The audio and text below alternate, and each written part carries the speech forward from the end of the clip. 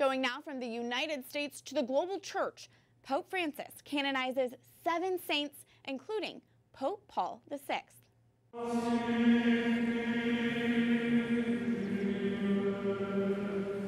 Some 70,000 faithful gathered in St. Peter's Square for the Canonization Mass this past Sunday. In his homily, Pope Francis called now St. Paul VI a prophet of a church turned outwards to care for the faraway poor. Pope Paul VI was elected pope in 1963 when the sexual revolution was in full swing. He might be best known for his 1968 encyclical Humana Vitae, which strongly rebuked the use of artificial contraception and upheld the church's teachings on life.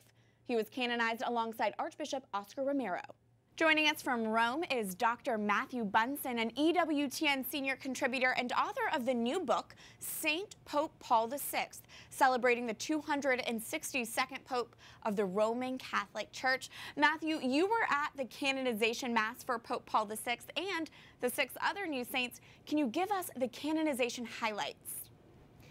Well, the canonization of new saints, in other words, proclaiming new saints for the universal church, is one of those great events in the life of the church. We are able to celebrate the lives, but especially the sanctity of, in this case, 7 new men and women.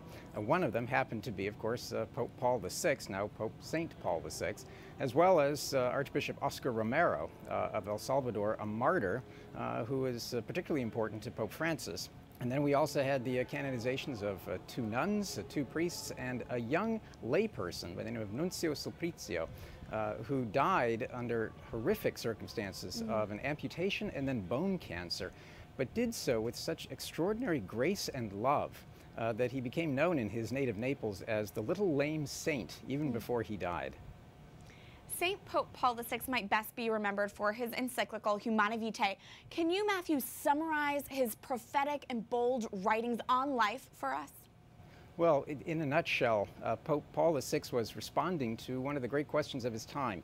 Can artificial contraception be considered licit for Catholics? And after what we all know is a very controversial process of commissions and decisions, he issued Humana Vitae in 1968 as a definitive answer to that starting question that had been plaguing Catholics and Christians throughout much of the 20th century. In his encyclical, he stated categorically that you cannot interrupt the procession of life. You cannot separate the unitive and procreative aspects of married life.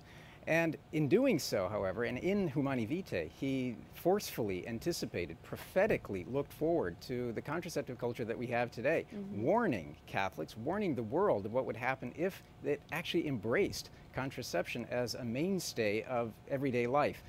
And he also warned, again prophetically, that there would come a day when the state would have a vested interest in imposing contraception on its own people. We're seeing that across the globe in such places as China and increasingly even in the United States. So Humana Vitae, while controversial, remains one of those powerful statements for the modern world, and more Catholics and even non-Catholics are recognizing his wisdom as we're in a new century plagued with the dire results of a contraceptive mentality.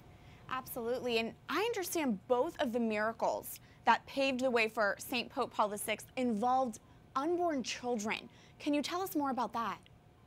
They did. It's hard to imagine 2 more fitting miracles to take place for the author of Humana Vitae, for the Pope who defended the dignity of the human person, the dignity of life, as Pope Paul VI did, to have miracles that led to his canonization, both of them involving in utero unborn children. The first happened in the 1990s in California, of all places, and the second, the one that actually led to his canonization, occurred in 2014. When a mother who was being encouraged in Verona to have an abortion because of her troubled pregnancy went to Brescia and actually prayed at the tomb or the shrine related to Pope Paul VI.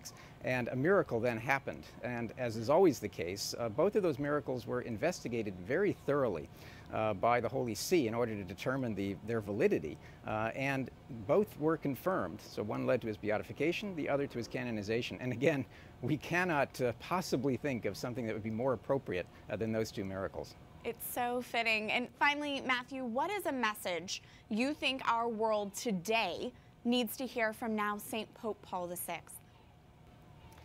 Well, we have the message of Humani Vitae from Pope Paul VI, but there was something else he said in his very last days when he had a homily just before he died in August of 1978. In the midst of all of the turmoil surrounding the Church and the years after the Second Vatican Council, he said that I have remained faithful. And it is Paul VI's fidelity, even in the midst of the rejection by so many of Humani Vitae, the rejection of the teachings of the Council, the rejections of the Church's authority. He said that he remained faithful to his love for Christ and was calling on Catholics, on everyone, to remain faithful as well. And that's a clarion call, I think, for a society that is not very faithful to its own ideals and certainly not to the Christian ideals of life. Let's listen to that new saint. Dr. Matthew Bunsen, EWTN Senior Contributor and author of the new book, Saint Pope Paul VI, celebrating the 262nd Pope of the Roman Catholic Church. Thank you, as usual, for your great insight and safe travels back to D.C. Take care and God bless.